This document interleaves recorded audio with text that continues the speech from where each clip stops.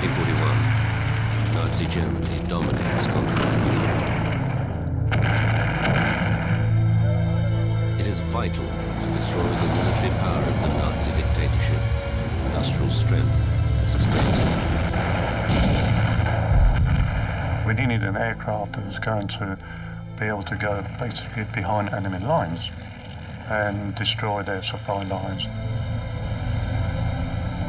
There is only one way to strike directly at the brutal regime. Bomber Command took over and started taking the fight to the enemy, and it was the hard way. One aircraft has come to represent the courage and determination of all who flew and fought in a deadly, relentless aerial battle. As an aircraft, it was ahead of its time. It was more a person than an aircraft. It's a powerful machine. Its aggressive capability will play a major role in the defeat of Nazi Germany.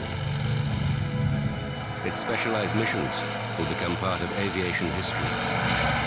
This is the story of the outstanding heavy bomber of World War II, the Lancaster, told by the men who flew her.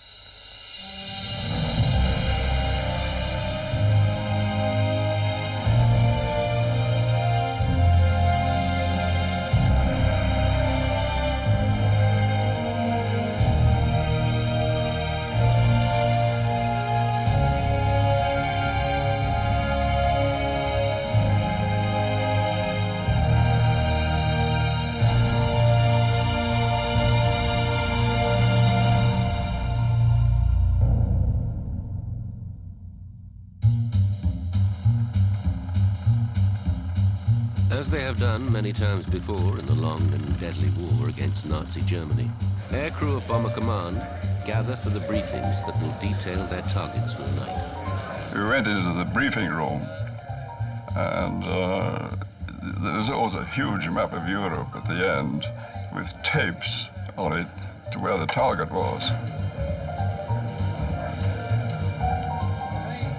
I decided I didn't want to be called up because that would mean the army, and I wasn't really a suitable physical man to go into the army, so I volunteered to go into aircrew. I applied to be a pilot, and I was told there's a waiting list of 1 year. Why not be an air observer? In other words, to become a navigator. Most guys wanted to be pilots in those days. Much to my father's disgust, because he went through World War I as a driver, and he didn't want me to be to fly. I went to Rhodesia to train as a pilot, and then I got a dose of malaria, and I was scrubbed off the course. So I went down to South Africa to train as a bomb aimer. At the time, 1943, the losses of guns were so high that they said, no, you can't become a wireless operator, you'll have to be a gunner. And so I became a gunner. After a number of training places in England, I was taught to fly in the United States in the Army Air Corps there. We had to learn the RAF way after we got back. For aircrew, the price paid in the fight for freedom is a grimly personal statistic. My own squadron, numerically, was wiped out twice during the period I operated. Because none of us really expected to finish a tour, especially when you're getting towards the end. You felt, now, am I going to finish it or not? It takes a particular kind of courage to climb aboard an aircraft, fully aware of the growing losses amongst aircraft and crews, the slim chance of surviving. We met a crew, and they were all excited. They were going to do their first operation. And we said, oh, good luck to them. And that was the last anybody ever heard of them. They just disappeared. The word last comes in many, many times in preparation because you've written your last letter, possibly. You had possibly your last meal, and you've had your last cigarette. And yet, night after night, airmen, every one of them a volunteer, will make the long flight through hostile skies, determined to smash the Nazi war effort. This was something we had to achieve to wipe out as much of the enemy's industry and occupy as many people defending Germany as was possible. In the counterattack against Nazi aggression, the Avro Lancaster and the men who fly her will become the mainstay of Britain's bomber command. It will fly the greatest number of sorties and deliver a greater tonnage of bombs than any other aircraft.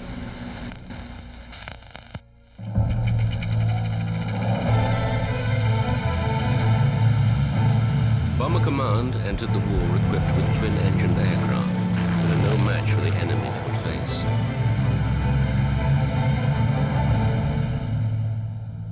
Hitler's armies, aided by the Luftwaffe, sweep across the Low Countries and into France.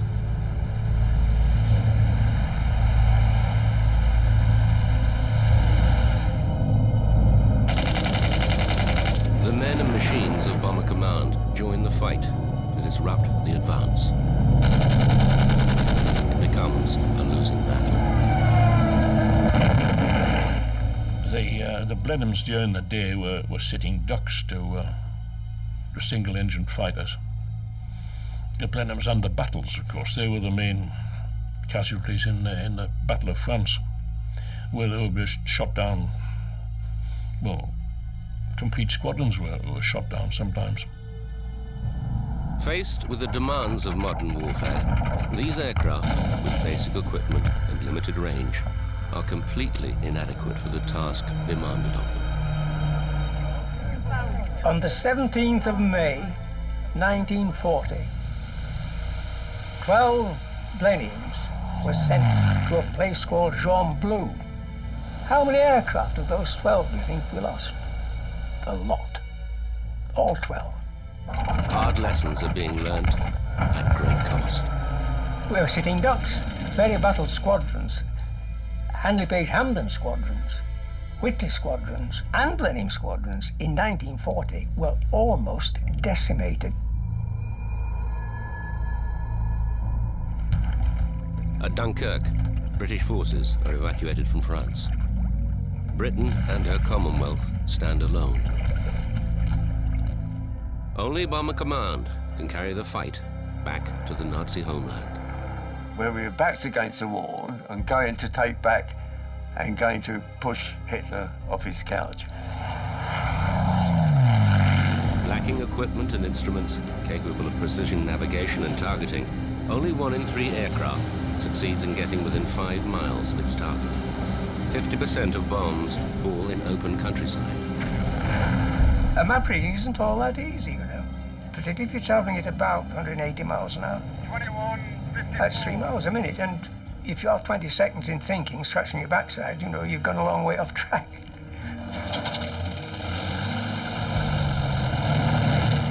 "169 aircraft set off to raid Berlin.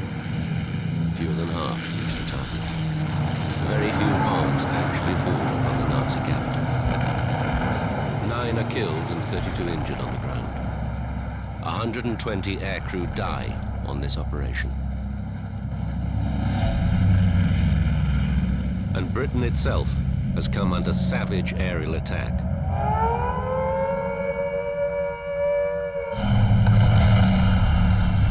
They started bombing out of open cities. Not only London, Coventry, Plymouth, Manchester, and various others. In the course of the war, over 43,000 civilians are killed and many more seriously injured in German bombing raids on Britain. The ruthless nature of the Nazi war machine generates a loathing of the Führer and all he stands for. What do you think about us going over to Berlin and doing the same to them? I should think so too. A bit worse than this, I hope, with a wicked bugger like he is. Bomb them tenfold. I'm sorry for the women and children of Berlin, but what about the women and children of this country? Well, if I was a man, I'd go over there and I'd give them the same as what they've gave us here. There became an urgent need for aircraft powerful enough to cross the inhospitable skies of occupied Europe and strike hard at the heart of the Third Reich. A new generation of warplane is developed, the 4-engined heavy bomber. They are the Sterling, the Halifax, and the aircraft that will be described as the finest bomber of World War II, the Avro Lancaster. We shall not fail or falter. We shall not weaken or tire. Give us the tools, and we will finish the job.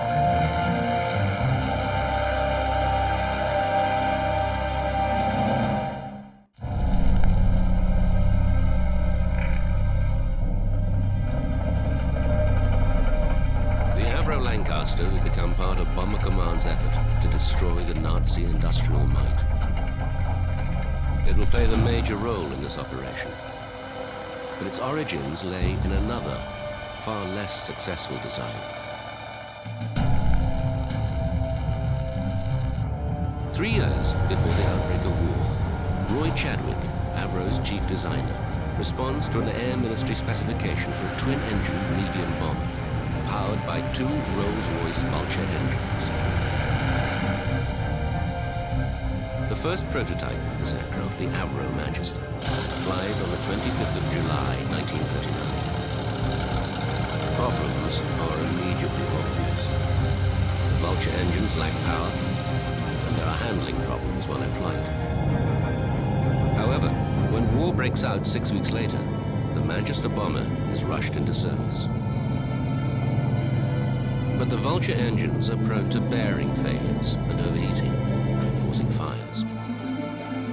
In spite of modifications, the Manchester continues to suffer numerous problems, affecting its performance and reliability. The Manchester was completely underpowered and quite useless. At Avro, Chadwick and his team of designers are already planning to develop the Manchester into a potent 4-engine bomber with a highly successful Rolls-Royce Merlin engine, replacing the unreliable Vulture. Roy Chadwick added another 4 foot 6.5 inches on each wing span and made it a 4-engine job, and that was absolutely ideal. Here the propeller is being introduced to the aeroplane, of which in the future it will be an integral part. Known as the Merlin Manchester or Manchester Mark III for security reasons, it is named unofficially the Lancaster by its design team. The Manchester's wingspan of 90 feet is extended to accommodate the extra engines. This increase in the wing area also improves the new aircraft's takeoff performance. The flying prototypes of the new aircraft are an immediate success. As an aircraft, it was ahead of its time. Technologically, it was a fantastic aircraft, and also she had a sort of character of her own, you know. And the name that will become legend is now official. The Lancaster Mark I is ordered into full production. She was a beauty. There's no doubt about it. Roy Chadwick designed a really tip-top aircraft there. It wasn't designed for comfort. Basically, it's a metal tube with a main spar to support the wings and the engines, and then it has miles of cables, electronic equipment. The Lancaster will acquire the Manchester's most singular feature, a spacious and unobstructed bomb bay. A typical bomb load would be either 15 1,000-pounders or a cookie and cans, which was a 4,000-pounder, and 12 cans of incendiaries. The Americans couldn't carry the bomb loads that the Lancaster could. As 1941 draws to a close, the Avro Lancaster enters operational service. And Bomber Command gains a new commander, the single-minded, uncompromising Air Chief Marshal Arthur Harris. The Nazis entered this war under the rather childish delusion that they were going to bomb everybody else. They sowed the wind, and now they are going to reap the whirlwind. In the aerial battle to defeat Nazi Germany, the gloves are about to come off.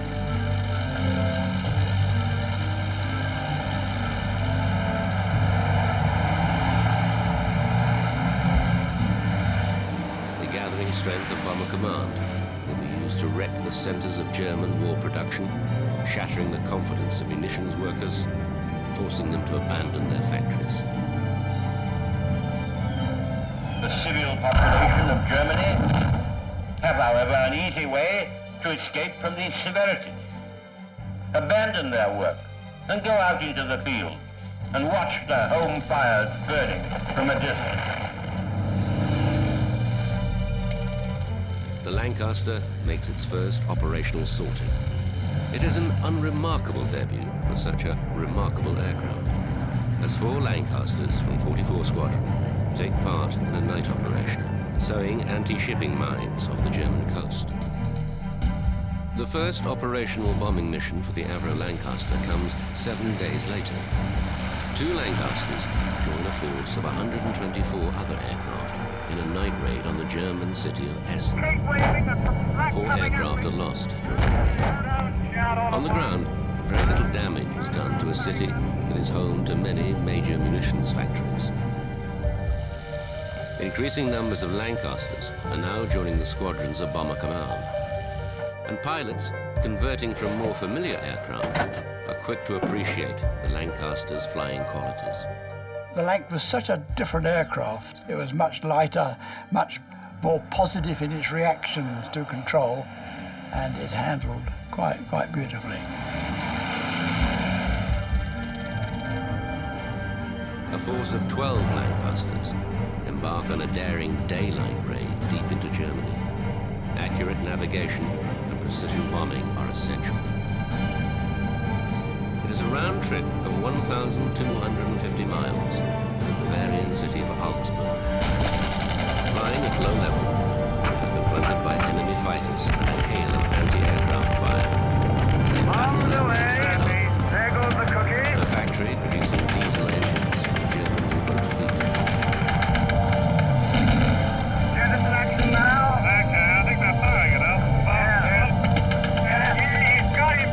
In spite of losses, 8 Lancasters make it through the barrage to deliver their bombs precisely on target.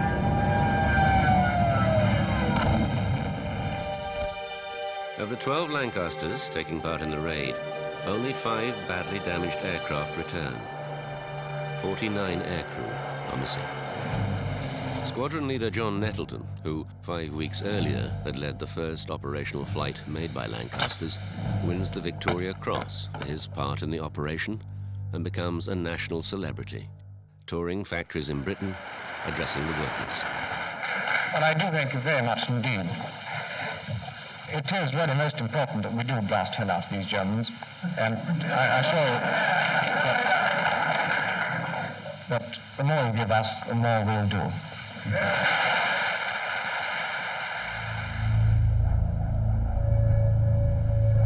Production of submarine engines at the Augsburg factory is halted, but the plant is back in operation within several weeks.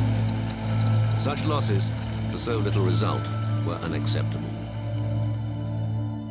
If Bomber Command is to remain in the war, it has no alternative but to fight by night. There was no other way we could do it. People thought, well, why didn't you bomb in daylight? Completely useless. We'd all been shot down. Why didn't you do precision bombing? Completely useless. We hadn't got the equipment to do precision bombing in nighttime.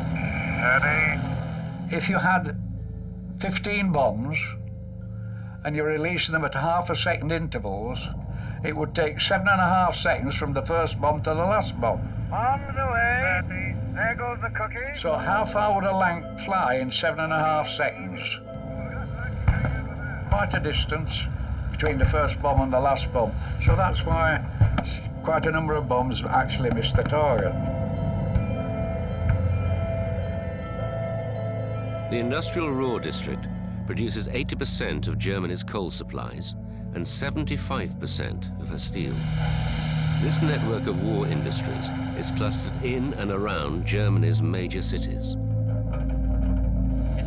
German defenses are concentrated around these centers, creating a barrier of shells, high explosives, and night fighters guided by probing searchlights and the electronic gaze of radar. Searchlights could be a problem And they had what was known as a master searchlight, which was a blue searchlight, which suddenly latched onto you and it's radar controlled and you couldn't dodge it.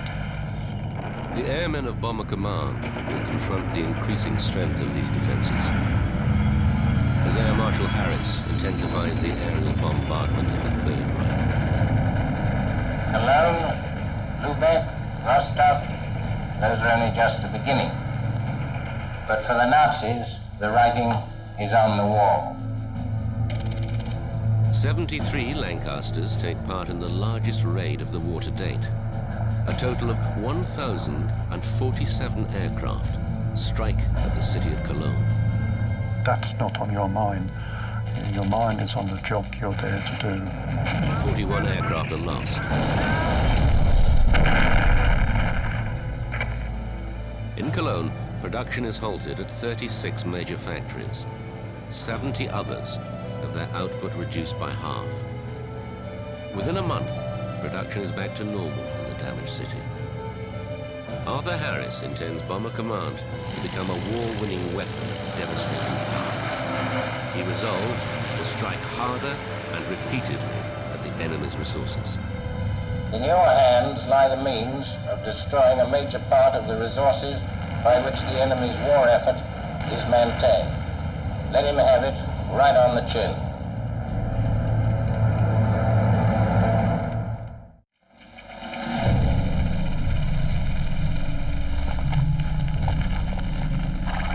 Hitler's dream of total victory has not been realized. He demands a huge expansion in output from the German war industry. Bomber Command is about to be tested in the shadows of night and the fires of war.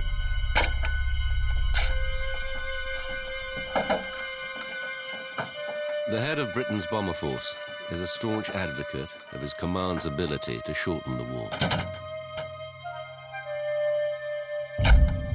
There are a lot of people who say that bombing can never win a war. Well, my answer to that is that it has never been tried yet, and we shall see. Bomber Command aircrew are aware of the crucial role they play in crippling the German war effort and the high cost involved. On the one side, you wanted to go and get this extra flight behind you towards your 30. But on the other hand, you didn't want to go because you were bloody scared and you knew the circumstances and the possibilities. The moment you enter the briefing room and you look at the board which is going to be unveiled and reveals its ribbon, and you straight away goes to the point where the ribbon starts to come down, and so you know that that point is where the target is. Every crew member had a job to do of its own, and every crew member relied on the other, whether it was a pilot or a gunner. They knew that if you didn't do your job right, their lives would be at risk. Everybody is important to each other or to everybody else. It is teamwork that counts. You live or die by the support of the rest of your mates. The Avro Lancaster carries a crew of 7 young airmen whose average age was 22. The old man of the crew was the mid-upper gunner, and he was 29, which he always thought was rather old. And the rest of us are in our early 20s. And of course, some were younger than that in other crews. The bomb aimer's position is in the plexiglass blister at the nose of the aircraft. Behind and below the pilot and flight engineer are the radio operator and navigator. I was behind my screen doing calculations, and I was so occupied that I really was in a position to almost shut out what was going on outside. And if you're running late, you should try and speed up a bit. So the navigator worked out all those sorts of problems. My flight engineer hated having to increase the revs to speed up. It mucked up his fuel consumption, and he prided himself on getting 1.1 miles to the gallon out of a Lang. The wireless operator's position is close to the Lancaster's cabin heater, and while the temperature at 20,000 feet in the night skies could drop to minus 40 degrees, his position by the heater is a dubious advantage. But the trouble is, it was only about 2 inches from me, and of course it was burning me like buggery. So down there was the open gangway, and of course nothing to obstruct anything except cold air coming in from various holes all over the place. So you've got cold air, freezing air blowing down there. You've got burning hot air down there. So the wireless operator is sitting something like this because he's been burnt like hell there and it's frozen there. Far back in the fuselage, separated from the rest of the crew, are the mid, upper and the rear gunner positions. Of the two, the rear gunner is the most isolated. He crouches behind 4 Browning machine guns, exposed to the elements as well as the gunfire of stalking night fighters. You're at the very, very end of the aircraft. You're suspended, if you like, in mid-air. It is hard to imagine the reality of the rear gunner's situation in a space so cramped he is unable to wear his parachute. Faced with the prospect of being trapped in a disabled turret, unable to escape as his crippled aircraft plunges from the sky, it is the most vulnerable of locations. That's what the enemy aircraft would try and get rid of first. So it was, the word we used in those days was pretty dicey, pretty dicey. Once the targets for the night have been decided by Bomber Command Headquarters, they are passed to the squadrons. The airfields become a hive of activity as they prepare for another operation in the unremitting relentless battle. The aircraft are fueled and bombed up, final meals eaten, parachutes are issued. And the WAF girl who would issue the parachute always had the standard joke, bring it back if it doesn't work, you know. You always had the feeling that the ground crew, it was their aircraft and they were only lending it to us to go and do a job. We couldn't take off without them. We couldn't fly without them. They were the boys who were 100% necessary. Not enough praise was given to a ground crew. They were absolutely A1. With aircraft waiting, fueled and armed, there's a moment before the crews climb aboard. For some, this is the moment of greatest anxiety. You had your briefing, you know what you were going to do, and we assembled outside our aircraft waiting for the time to go. And then the nerves are tight and we didn't want to talk and we all hated it, and it was a very unhappy time till we got on the aircraft.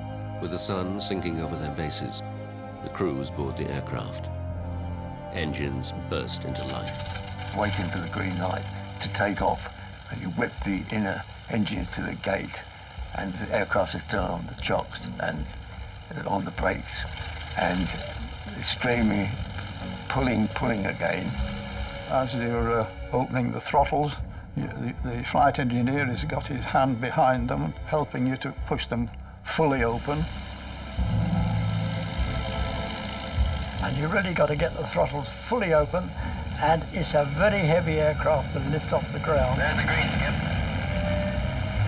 There's an awful lot of power with the 4 engines, but there wasn't much problem controlling all that. And the roar of the motor did something I just can't explain over here.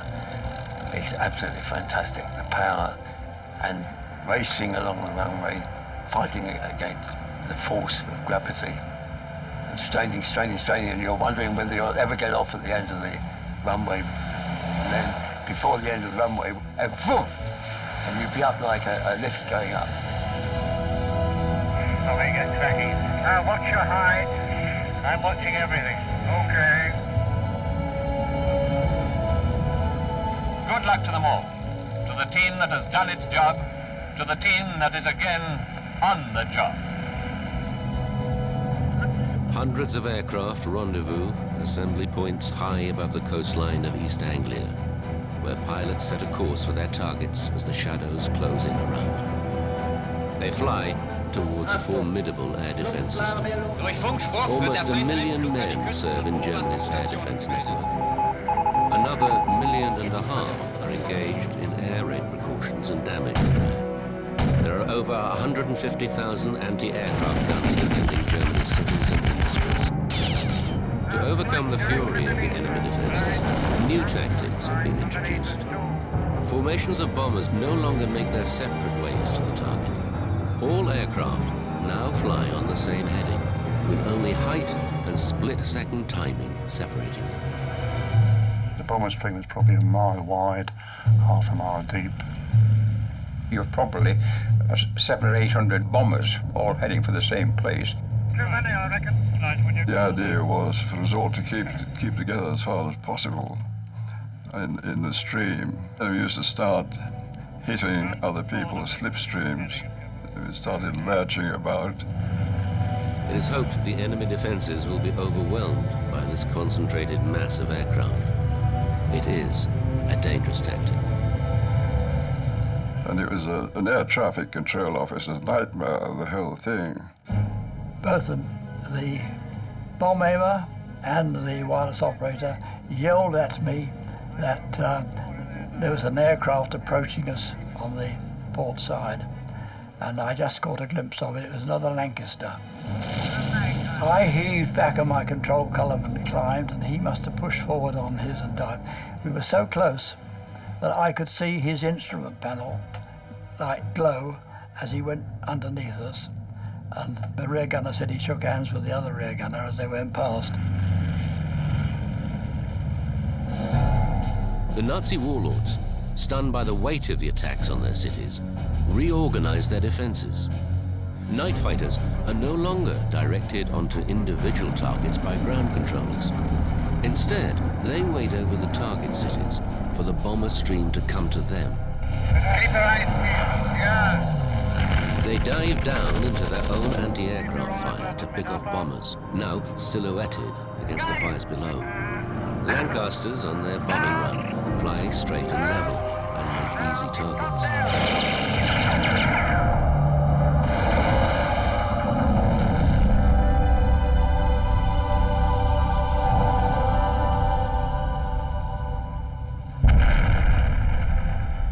We suddenly saw another Lancaster burst into flames, and I can remember to this day Leo, a skipper, shouting at us, "Concentrate, it could be us next."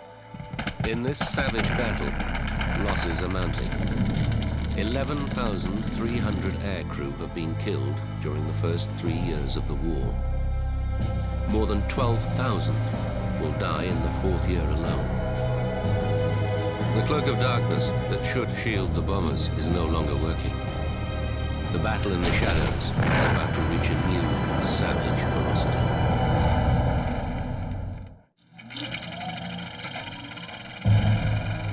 The commanders of the Allied bombing squadrons have been tasked with the destruction and dislocation of the German military, industrial, and economic system.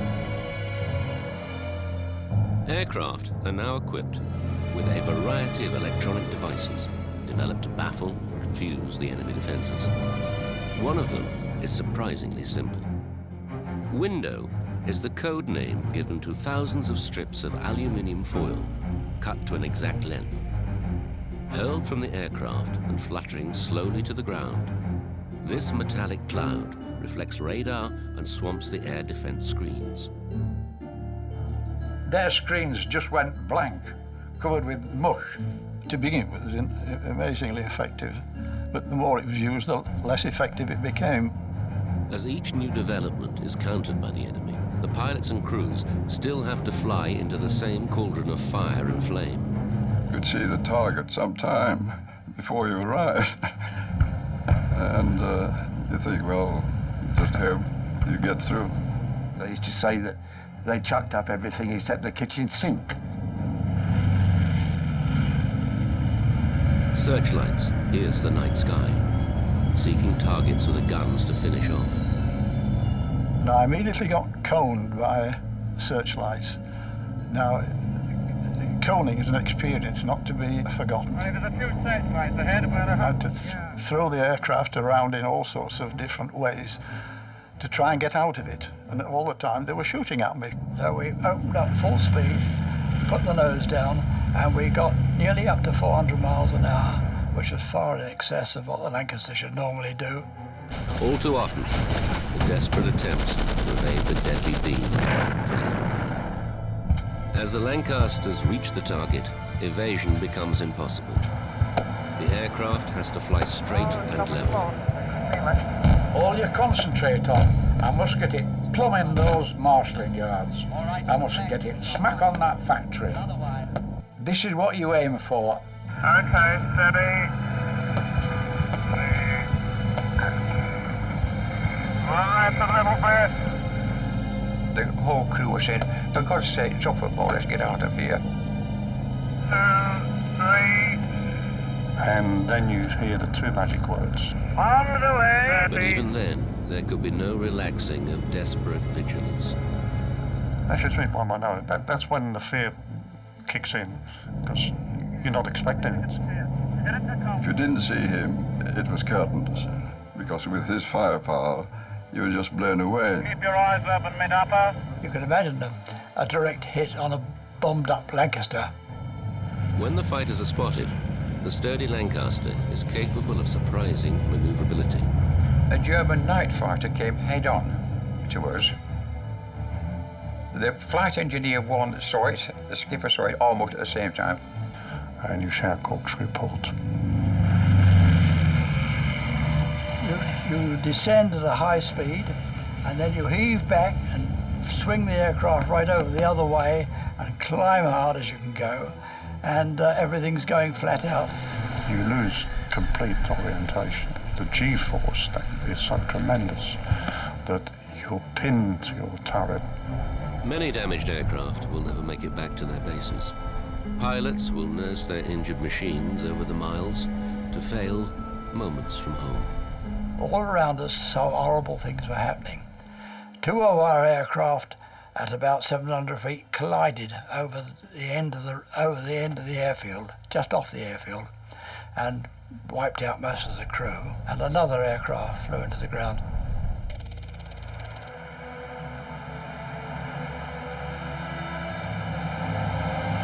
"19 Lancasters of 617 Squadron carry out Operation Chastise, the attack on the dams of the Ruhr Valley.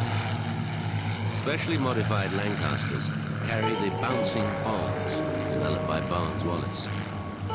Huge 9,250-pound mines packed with high explosive designed to rotate, skip across the surface of the water in front of the dams and settle hard against their walls before exploding. Using VHF radio, Guy Gibson, the leader of the raid, maintains direct contact with all his aircraft, guiding them to the target, correcting their bomb runs.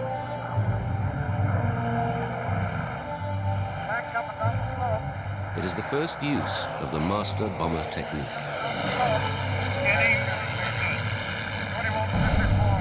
It is a technique that will be adopted by a new target finding and fixing force. Fitted with the latest navigational equipment and trained intensively in precision bombing, the Pathfinder force will be the first over the target, marking the precise aiming points. When they got to the target, they put down their markers, which we could see, and we would bomb their markers. D-Day. The Allied armies land on the Normandy beaches. The main bombing effort is now focused on devastating the defenses facing the advancing Allied armies. Lancasters are the only aircraft capable of carrying the huge 21-foot-long, 12,000-pound tall-boy bomb, and the even more massive Grand Slam 22,000-pound bomb, both created by Barnes-Wallis. Reinforced blockhouses, submarine pens, viaducts, railway tunnels, launch sites of the V-1 and V-2 rockets, even the German battleship Tirpitz sheltering in a Norwegian fjord. All are targets for Lancasters modified to carry the huge earthquake bombs. They bomb with precision, hitting their targets hard and accurately.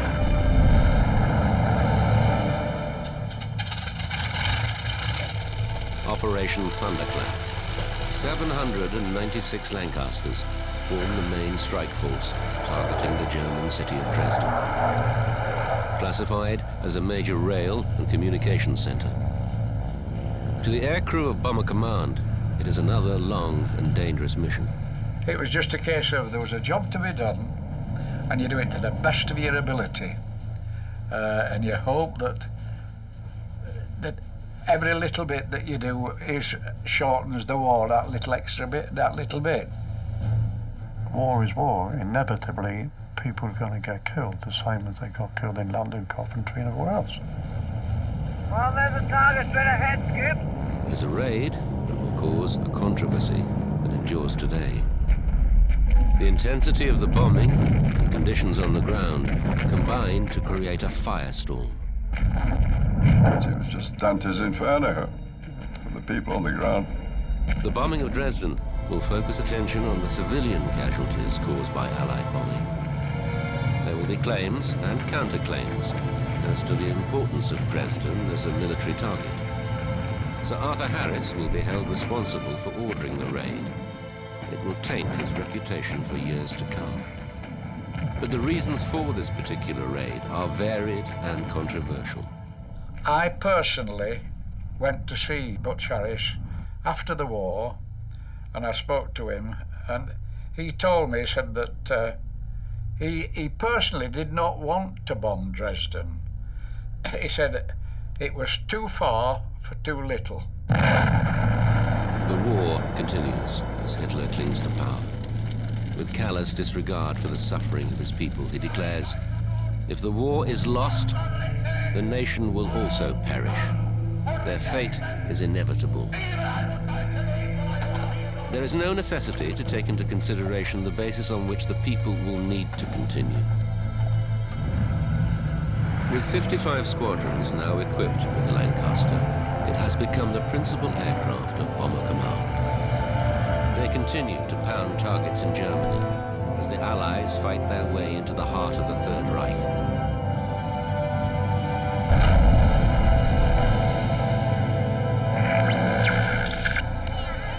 In sudden contrast to their usual role, Lancasters are given a humanitarian mission, Operation Manna.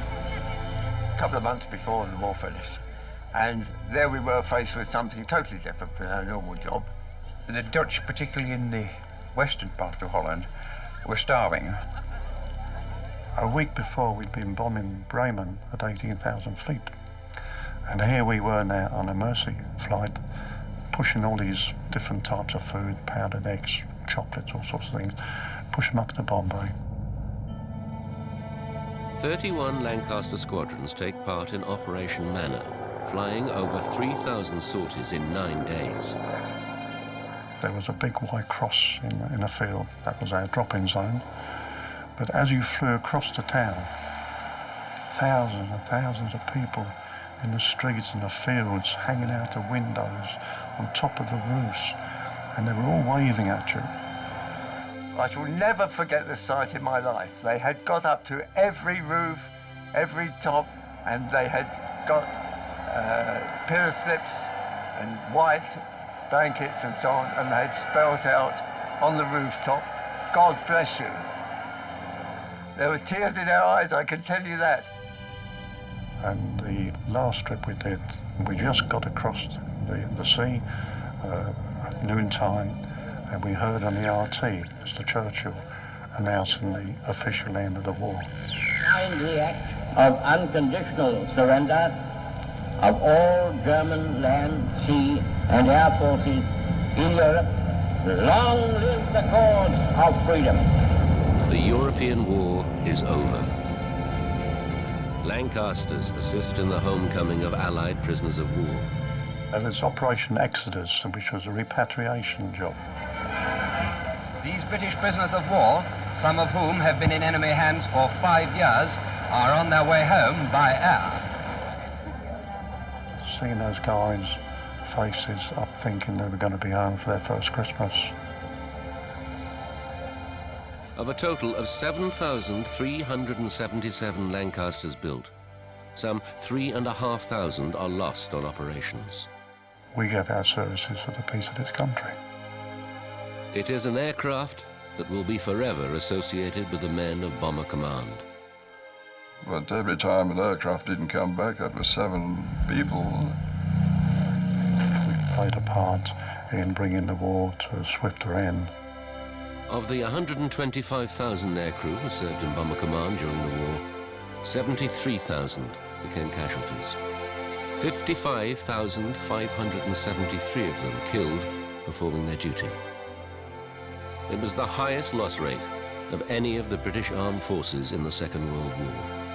The Lancaster fought a war for 1942 right through to 1945 as the main aggressive side of our war effort. Their controversial commander would pay tribute to the men who flew and fought in the battle. There is no parallel in warfare to such courage and determination in the face of danger over so prolonged a period. Such devotion must never be forgotten.